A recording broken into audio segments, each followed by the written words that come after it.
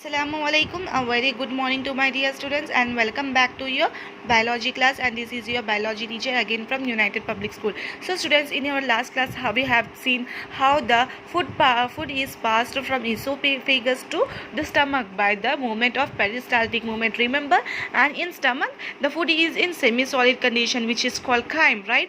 Then the food is transferred from stomach to the material is transferred from stomach to small intestine. How? Like here, like muscles, which is called pyloric sphincter.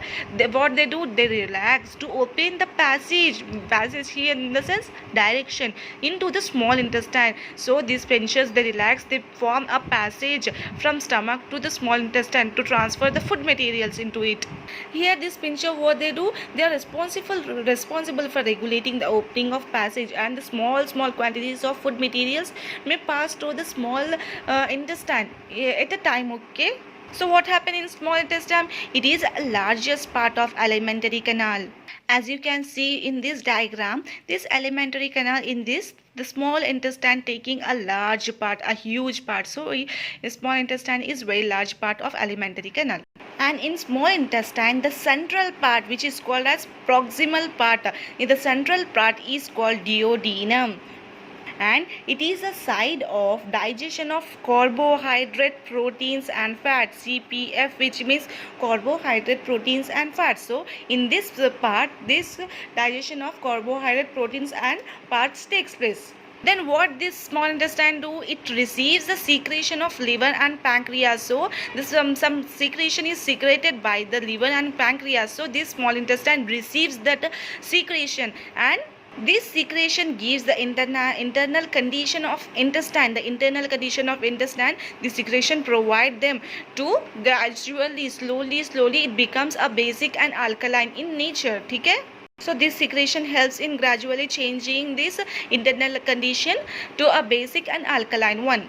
And what the secretion this liver and pancreas secreted? Here, see, the liver secreted the bile juice and the pancreas secreted pancreatic juice. So the liver secreted juice is called bile juice and pancreas secreted juice is called pancreatic juice. So what the secretion do? The bile juice, the fats which are digested by converting into the small globule like form. So this secretion helps in converting the fat digestion into a small globule, which means round like structure, globule like forms. So this helps in converting them into small globule like forms. So this process of conversion is called emulsification. What? Emulsification, right? And what the pancreatic juice do? This pancreatic juice contains some enzymes which is called trypsin. The enzyme name is trypsin. They carried out the process of digestion of proteins and lipase. So these pancreatic juice, they carried the process of digestion of protein and lipase for fats. Okay, all this process doing under small intestine only. So then what happened? The walls of small intestine, I mean small intestine, secrete intestinal juice which carry the further process. So the walls of small intestine secrete some juice which is called intestinal juice. This intestinal juice carried out some further process, that is, small molecules of proteins are broken down into a further smaller molecules. Okay, this juice helps in converting the small molecules of protein broken down into further smaller molecules, and what they and the small molecules or fats are also broken down into further smaller molecules. Okay, so here the proteins and fats are broken down into small molecules. Then what happened with carbohydrates? As I said, carbohydrate, proteins and fats are main things in our body. So the proteins and fats are converted. Then what happened with carbohydrate? As the carbohydrates start in first in mouth, the carbohydrates are broken down into simple ones, that is called digestions, right? Then what happened over here? That digestion is stopped in that mouth only. Then the carbohydrate digestion stops there, and that digestion resumes in small intestine, which means it restart here. What happened then? It resumes in the small intestine. This carbohydrate resumes and it gradually, means slowly it changes to alkaline one, and the enzymes become active for carbohydrate breakdown. So to break down carbohydrate again, the enzymes become active and it slowly changes to alkaline in nature. And all the carbohydrate proteins and fats are broken down into small molecules, right? So what happened then these digested the products, these are the product of digestions, right? These are the product of digestion. What they do, they transport from the small intestine into the blood. So it transport to the blood to get energy to our body. In order to get the energy to our body, these products are absorbed in blood by the process called absorption. So it absorbs, so this process is called absorption. Clear? And then internally, intestinal walls has number of finger-like projection. Fingers in the sense like this. So our fingers is like this, right? So internally, intestinal walls have these like projections, which is called microvilli. So these projections is called microvilli. So what the function of microvilli is here? Here the villi increases the surface area. They increases the surface area by absorbing blood vessels and lymph vessels, which is present in the form of network like in the villi, right? So this villi helps in absorbing the digestion product.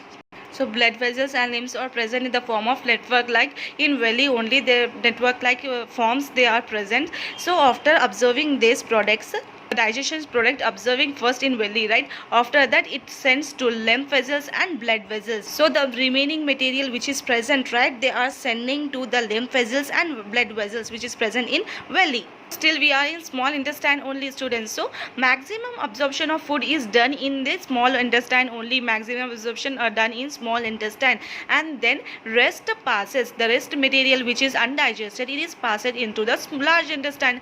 How they are passed? Like normally they are passes from small intestine to large intestine. What happen in large intestines? The most of the water which is present in large intestine, these materials, the undigested materials, take up that water, and this material is then expelled through the anus, which is the last part of the alimentary canal.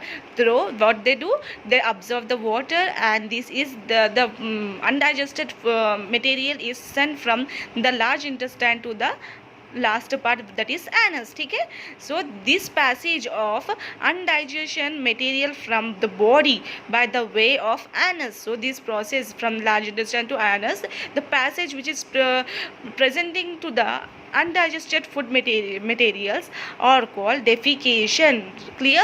This process of sending material from large intestine to the anus is called, this process is called defecation. And then the food that passes out of the anus still contain, the food which is passed out of the anus, that still contain the large amount of proteins, fats and carbohydrates, and also fibers of either carbohydrates and proteins. Still this undigested material contain large amount of proteins, fats and fibers of carbohydrate and proteins. Okay, by this we have completed this digestion process. Okay, still we will learn some more points about this carbohydrate, fats and proteins in our coordination of digestive system, which is our life process in our next classes. That is, we have the lesson about that. Okay, so students, this is our digestion process from mouth to esophagus to stomach to small intestine, and then small intestine में absorption बहुत ज़्यादा होता है, फिर उसके बाद then large intestine, and from rectum to the anus.